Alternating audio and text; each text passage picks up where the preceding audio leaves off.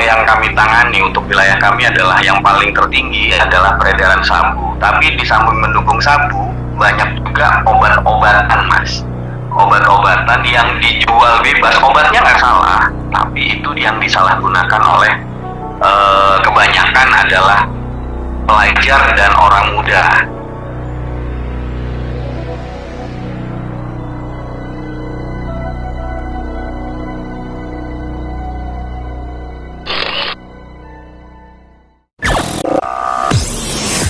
Ray Presto. Ray Presto. Let's care and share. Bersama saya, Ria Ruman.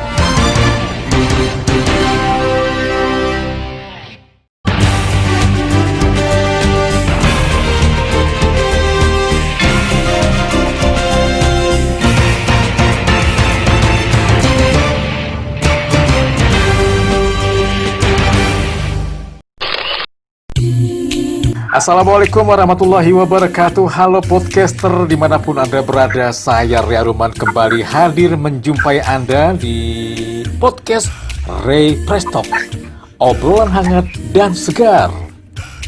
Semoga Anda semua saya jumpai dalam keadaan sehat walafiat dan jangan lupa bahagia.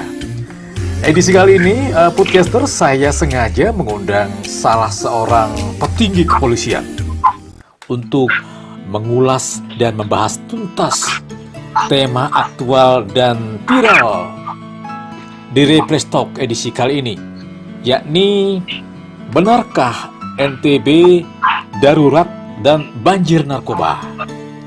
Nah, bintang tamu saya kali ini adalah sahabat lama, sahabat seperjuangan ketika 25 tahun yang lalu sama-sama sebagai pegiat kampus lah di Mataram. Siapa dia? Inilah AKBP Huri Nugroho. Assalamualaikum, Komandan. Waalaikumsalam, Mas Rey. Apa kabar?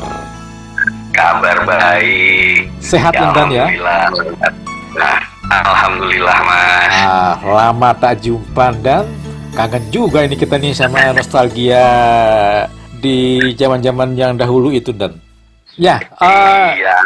Jadi saya perlu sampaikan kepada podcaster, AKBP Huri Nugroho adalah Kepala Badan Narkotika Nasional Kabupaten Bima.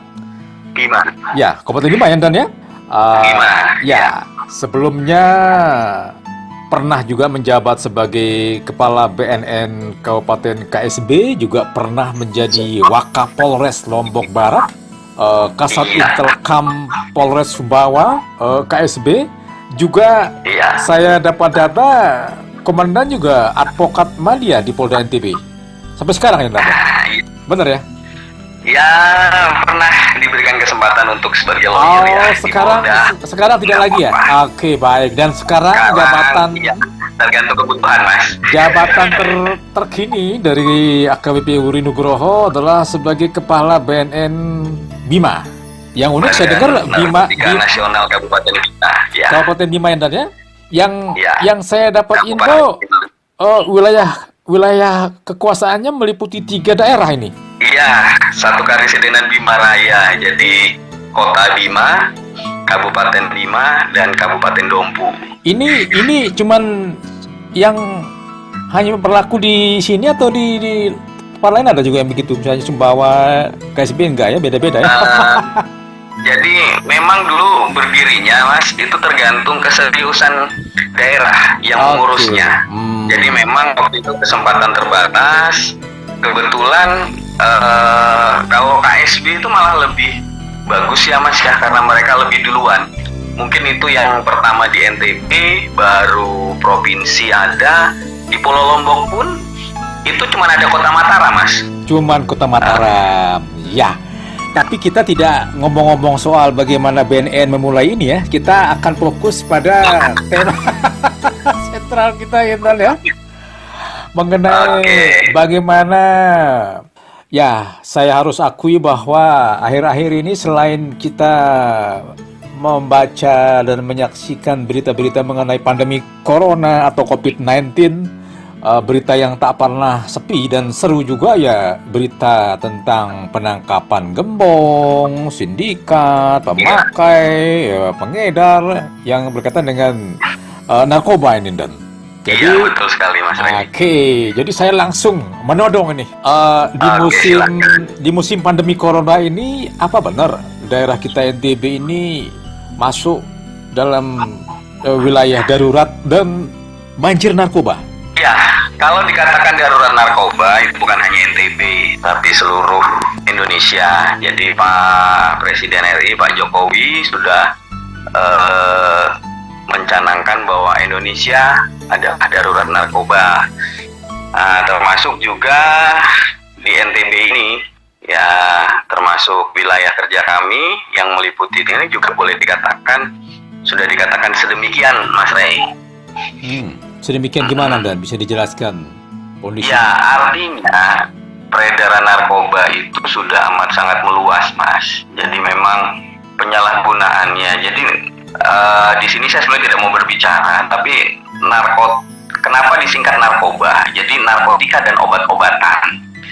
Nah, kebanyakan kalau yang kami tangani untuk wilayah kami adalah yang paling tertinggi adalah peredaran sabu. Tapi di samping mendukung sabu, banyak juga obat-obatan, Mas. Obat-obatan yang dijual bebas, obatnya nggak salah, tapi itu yang disalahgunakan oleh kebanyakan adalah pelajar dan orang muda, gitu kira-kira, Mas. Oh, justru pelajar ya? Iya. Iya, karena memang kasus-kasus yang kami tangani limpahan, jadi saya harus bercerita sedikit. Memang boleh langsung bertanya, tapi latar belakangnya gini, karena memang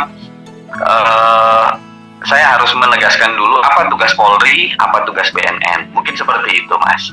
Jadi kalau Polri itu banyak fokus di bidang penegakannya.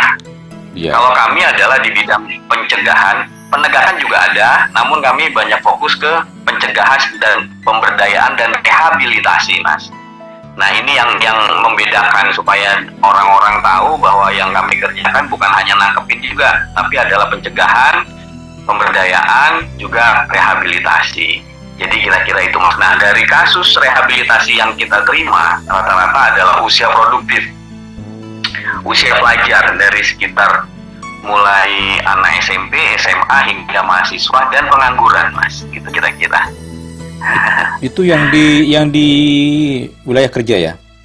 Di wilayah kerja, dan rata-rata juga data-data yang dari BNN provinsi, dan ini juga rata-rata adalah di usia produktif, Mas. Usia produktif itu kan mulai dari 17 hingga 50-an ya, 45-50-an seperti itu, Mas. Ya, kalau mengenai data bisa dijelaskan nggak, dan kondisinya? Ya, kalau secara nasional kan kalau saya cek-cek di sini untuk tahun lalu saja itu secara nasional kan jumlah pengguna tuh menembus 3,6 juta itu. Nah, kalau dalam skala NTB atau di wilayah Bima, Dompu dan Kota Bima ini seperti apa data yang dirangkum oleh BNN ini? Iya, saya lupa persisnya, Mas. Tapi kalau dari Kabupaten Bima, kami itu yang kami tangani khusus untuk rehabilitasi ya. Kalau data intelijen saya tidak bisa bongkarkan, tapi yang sudah muncul di permukaan, jadi dari hasil tangkapan Polres, terus kemudian ada yang korban yang kami tangani rehabilitasi, itu setiap tahun itu rata-rata hampir di atas 20 orang, Mas. Tiap tahun? Iya. Itu yang gimana itu? Jadi begini, ketika ada harapan dari kepolisian mau BNN itu ada namanya tim TAT atau tim asesmen terpadu. Jadi harus kita bisa mendudukan posisinya ini adalah bandar, korban, target kita, atau memang cuman tidak sengaja tertangkap membawa. Jadi seperti itu, Mas. Nah, setelah itu kita pilih-pilih mana yang bisa dilanjutkan ke kasus hukum, mana yang memang harus bisa direhabilitasi, seperti itu. Nah, juga dilihat seperti di televisi kita lihat kenapa Raffi Ahmad tidak ditahan, kenapa yang lain bisa ditahan. Karena memang ada jenis-jenis narkotika yang memang belum terdaftar atau belum ditentukan, ya, itu namanya ada NPS, Mas. Jadi ada jenis-jenisnya yang memang di dunia ini ada sekitar 300-an, Mas, jenisnya. Nah, yang baru terdaftar ini sekitar 70-an atau 76 atau berapa, Mas. Itu kira-kira, Mas. Nah, itu grafiknya penyalahgunaan obat-obatan itu selalu meningkat, Mas. Nah, gitu. Iya. Jadi kira-kira saya bisa pastikan bahwa setiap tahunnya meningkat. Nah, untuk yang program rehabilitasi yang kami tangani di BNN Bima sampai minggu ini pun sudah mencapai 20 orang, Mas. Ini. Ya, saya sampai bulan. Ya, saya ingin mendapatkan ini penjelasan dari Komandan mengenai tadi disebut gembong, kemudian pengedar, terus pemakai. Ini yang jadi fokusnya BNN yang mana? Ini kalau ngelihat angkanya tadi kan 20 orang itu dari kelompok yang mana ini? Ya, jadi kalau kami fokuskan adalah pencegahan dan untuk kabupaten ya, Mas, ya. Saya berbicara kapasitas kabupaten. Kita adalah mengedepankan pencegahan, pemberdayaan masyarakat dengan rehabilitasi, Mas. Seperti itu. Okay. Kalau penegakan hukumnya, kami sudah berbagi tugas dengan kepolisian dan provinsi. Ada skalanya lah, seperti itu, Mas, kira-kira. Artinya karena memang kalau dari sisi kasus-kasus yang setiap hari kita saksikan dan perhatikan itu kan kayaknya setiap hari itu polisi menangkap, menggerebek. Itu berarti bukan di lokusnya BNN ya? Itu di aparat kepolisian khusus ya? Iya, kalau BNN tetap bisa menangkap, Mas. Hanya kami skalanya adalah itu masih tanggung jawab provinsi karena keterbatasan SDM kami di kabupaten. Jadi kabupaten kami hanya mempelajari peta kekuatan mereka gimana, kami laporkan, membuat laporkan, atau kami memang ketika tertangkap tangan bekerja sama dengan Polres, bisa, Mas, langsung, Mas, koordinasi. Itu kira-kira.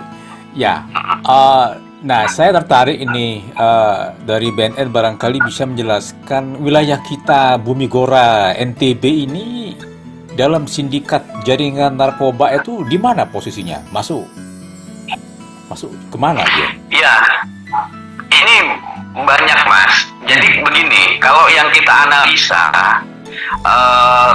tahapan pemberantasan itu ada dari pusat, Mas, ada dari provinsi dan kabupaten. Jadi kalau ranahnya yang besar-besar, Mas, seperti kita tangkap misalnya di Selat Malaka, itu adalah ranahnya nasional. Jadi kalau ada informasi besar ditangkap. Nah, terus kemudian kalau sudah lolos masuk ke negara kita, itu adalah menjadi tanggung jawab masing-masing provinsi dan Polda. Seperti itu. Nah, inilah susahnya kami di kabupaten ini karena mendeteksi yang sudah berpencar, karena barang itu ada dari luar negeri, juga ada produk dari luar kita, dari dalam negeri kita sendiri, seperti ganja dan yang lain-lainnya kan, seperti disinyalir di daerah Sumatera banyak yang menanam ganja gitu, dan itu juga bisa ini. Cuman untuk yang lakunya di wilayah NTB itu kebanyakan sabu-sabu, Mas, gitu. Nah, jadi memang barangnya itu ketika sudah masuk itu bisa barang dari mana saja, ada barang dari luar, ada barang dari, karena di dalam ini sudah berpencar. Kenapa mereka bisa masuk? Ya karena satu, kurangnya pengawasan, Mas, kurangnya pengawasan. Wilayah kita ini kan luas, ya, banyak juga nelayan yang tidak tahu, misalnya contohnya kayak sabu-sabu, bentuknya kan mirip tawas. Nah, makanya kami pemberdayaan di daerah pesisir kita prioritaskan bahwa jangan sampai. Dan barang ini menggiurkan karena harganya di negara asal sana murah, ya, mungkin per gramnya bisa sekitar 1,5 juta, sekitar, ya, per kilonya murah sekali, Mas. Itu dari mana? Negara mana itu pemasoknya ini, sumbernya, dan yang tadi disebut itu? Nah, sekarang hampir disinyalir dari negara segitiga emas di Asia, ada Vietnam, ada bahkan sekarang negara-negara konflik dan yang lain-lainnya seperti banyak ini juga mereka memproduksi, Mas. Jadi banyak kartel-kartel internasional yang memang menyerbu ya produk dari Cina, produk dari apa. Mungkin bisa kita browsing lagi pernyataan yang lebih pas itu ya adalah yang BNN Pusat nanti Mas, kita cari datanya itu lebih valid. Tapi kalau yang saya tahu yang masuk ke Indonesia ini adalah hampir rata semua digempur Mas. Dari negara produsen Asia Tenggara ada, terus kemudian dari daerah Arab ada, dari Cina ada, bahkan dari produsen-produsen negara luar banyak yang mengkonsumsi di Indonesia Mas, itu menyerang pasarnya ke Indonesia. Ya, kalau konteks NTB kan Dan pernah di KSB dan di tempat-tempat lainnya, ini kecenderungan dari mana? Ya, karena barang itu adalah sudah dijual kecil-kecil Mas. Kalau yang kita dakapi adalah sudah dalam bentuk poketan. Dia sudah paket hemat yang harganya sekitar mulai dari 250 hingga yang kualitasnya bagus 150, 250 tergantung kualitas bandarnya. Jadi kita tidak bisa memastikan bahwa barang itu dari mana Mas, kecuali memang setelah di lab baru kita bisa tahu kira-kira seperti itu. Yang saya dapati adalah mereka sudah dalam bentuk poket-poket, kemudian yang sudah siap jual ibaratnya seperti itu. Nah, jadi kita sudah mengidentifikasi barang mana, tapi ada tim khusus yang bisa mengidentifikasi, ini mengatakan ini barang Cina, ini barang Asia Tenggara, ini barang kiriman dari negara ini, dari bentuk paket-paketnya kalau memang terkirim dalam bentuk besar. Tapi kalau sudah bentuk kecil-kecil susah Mas, kita membuktikan itu barangnya siapa, kiriman dari mana itu susah gitu Mas. Oke, ya ini saya ingin mendapatkan gambaran nih dari Dan mengenai modus dan model-model sindikat narkoba dan apa saja jenis-jenis narkoba tadi selain sabu yang juga beredar di pasaran ini di wilayah kita ini, terutama di. Iya. Kalau modusnya, motifnya semua adalah uang Mas. Jadi kita dengan berjualan narkotika dan ini narkotika dan penyalahgunaan obat-obatan dan proposalnya adalah pada prinsipnya adalah uang. Jadi itu adalah cara cepat memutar uang, modalnya sedikit, tidak perlu kerja, kemudian banyak. Kan seperti itu hasilnya. Terus kemudian apa lagi ya tadi? Nah, dengan seperti itu memacu orang Mas, karena tingkat kebutuhan di kita banyak Mas. Jadi narkoba ini sebetulnya peredarannya seperti prinsip ekonomi, di mana ada kebutuhan di situ akan masuk banyak barang, kira-kira begitu Mas. Oke. Nah, tadi Dan singgung ya soal sasaran empuk dari barang haram ini, tadi disebut pelajar nih. Iya, jadi begini, yang namanya kalau pelajar itu boleh kita katakan korban ya Mas ya, ibaratnya, karena mereka pada prinsipnya bandar ini pada prinsipnya selalu menghalalkan segala cara biar bagaimana barangnya itu laku Mas. Iya kan, masakan. Jadi dengan segala tipu daya. Nah seperti itu, maka yang kita butuhkan adalah di sini adalah pengawasan orang tua. Di sini kalau saya mengumpulkan orang tua siswa, biasanya orang tua siswa selalu menyalahkan pihak sekolah. Sementara pihak sekolah juga kalau memang kita kumpulkan loh, itu kan di luar jam sekolah. Nah di sini masyarakat banyak saling menyalahkan terhadap lingkungannya, padahal itu adalah tugasnya masing-masing. Kalau menurut kami adalah bagaimana kita sekarang itu harus menjaga ya, satu, keluarganya sendiri, lingkungannya sendiri, dan di mana kita tempat tinggal gitu. Karena kalau kita saling menyalahkan, ini makin lama adalah makin hancur. Demikian juga saya rasa dari pihak kepolisian, BNN sudah amat sangat banyak nangkap ya Mas ya. Ibaratnya boleh dikatakan bisa seminggu 2 kali atau tiap bulan itu bisa 4-5 kali itu terjadi pengungkapan di kepolisian dan BNN. Itu saya rasa kalau ditangkapin tiap minggu, lapas itu akan penuh Mas, gitu loh kira-kira. Jadi memang sudah saatnya kita itu masih menjaga lingkungan kita masing-masing. kalau saya ya, rumah saya, keluarga saya dulu kita amankan. Nah, kemudian begitu saya punya pekerjaan di tempat kerja, di lingkungan kerja kita juga harus mengawasi staf-staf kita. Kemudian di mana kita tinggal, peduli. Nah, sementara ini kepedulian orang ini hanya menyalahkan kepolisian dan BNN, padahal itu adalah tugas utama kita. Bahkan Pak Presiden Jokowi juga sudah mengeluarkan Impres nomor 2 tahun 2020 mengenai rencana aksi kegiatan narkotika, rencana aksi pemberantasan P4GN, ya, bagaimana memberantas narkotika. Dari seluruh stakeholder itu terlibat, ya Mas. Itu sudah langsung Presiden memberikan instruksi. Ini kalau nggak salah instruksi yang kedua. Yang pertama 2018 sampai 2020 ada Impres nomor, lupa ya, saya nomor 6, tapi tahun 2018. Nah, itu berlaku 2 tahun. Nah, sekarang di 2020 Pak Presiden Jokowi sudah mengeluarkan Impres untuk reaksi 4 tahun ke depan. Nah, itu bagaimana gubernur, terus kemudian bupati wali kota harus bisa melibatkan ya seluruh stakeholder yang ada di wilayahnya mengenai P4GN, ya, bagaimana pencegahan, pemberantasan peredaran gelap narkotika ini bisa dibatasi, bahkan kalau bisa diberantas. Nah, ini memang amat sangat menarik, Mas, karena memang bukan tugas hanya kepolisian dan BNN saja, tapi itu adalah tugas kita bersama, kira-kira begitu, Mas. Ya, ini dan saya justru semakin tertarik ini dari hasil pengalaman selama ini menangani kasus-kasus narkoba ini. Ada nggak yang unik-unik cara-cara orang mendapatkan narkoba ini dari hasil kesaksian para pelaku ataupun korban ini?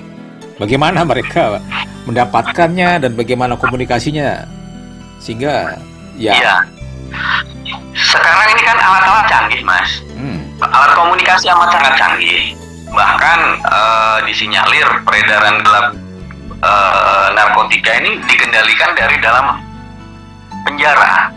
Bandar-bandar yang sudah ditangkap itu bisa mengkomunikasikan dan bertransaksi seperti sejauh itu. Demikian juga BNN Provinsi NTB itu pernah men-sweeping ya beberapa warnet di kota Mataram. Itu ternyata hampir sebagian itu yang kita tes urin di malam hari itu adalah positif, dan kebanyakan adalah anak-anak sekolah. Ada SD, SMP, dan mahasiswa. Anak SD? Kenapa mereka menggunakan? Iya, ada. Sempat tahun lalu seperti di tes urin itu, Mas. Karena mereka ternyata anggapan mereka dengan menggunakan sabu-sabu, mereka mendapatkan kekuatan atau power. Nah, untuk main game mendapatkan uang dan berjudi istilahnya menggunakan game online tersebut, mendapat uang untuk membeli itu dan untuk bermain lagi, Mas, kira-kira. Itu yang amat sangat menarik, Mas. Nah, itu dijelaskan lagi dong ini. Maksudnya menariknya gimana? Menariknya gimana itu? Nah, jadi begini, kembali ke alat-alat tadi, Mas. Ya, sekarang cara mendapatkannya kan bisa komunikasi dengan mudah. Di PS3, di PS4 itu kan ada messengernya, Mas. Terus kemudian sekarang telepon, WhatsApp, Facebook, ya, bahkan sekarang juga yang menarik itu di Facebook online ada dijual alat-alat bong penggunaan sabu-sabu itu dijual online. Nah, kalau orang sudah menggunakan bong-bong kecil seperti itu, berarti kan mereka amat sangat mudah mendapatkannya. Karena disinyalir pengawasan terhadap keluarganya itu berkurang, Mas. Terbukti ada di daerah kami ya, nggak usah saya sebutin namanya lah ya.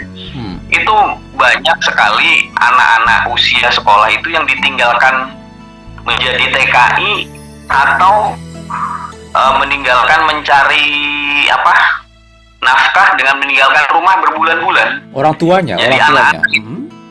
Iya, orang tuanya. Oke. Jadi mereka merasa bebas, mereka hanya dini dan segala itu dengan pertama kali memang ketika kita menggunakan narkoba, pertama kali kan coba-coba, Mas. Coba-coba, dianggap hebat, kalau pakai obat kuat ini, pakai obat kuat itu biar pinter segala macam, tipu daya namanya bandar. Nah, Ketika mereka sudah kecanduan dan mereka tidak bisa melepaskan diri dari situ, nah itulah yang namanya selalu ketergantungan narkotika itu kira-kira. Seperti itu, Mas. Ray Presto. Ray Presto. Let's care and share. Bersama saya, Ria Ruman.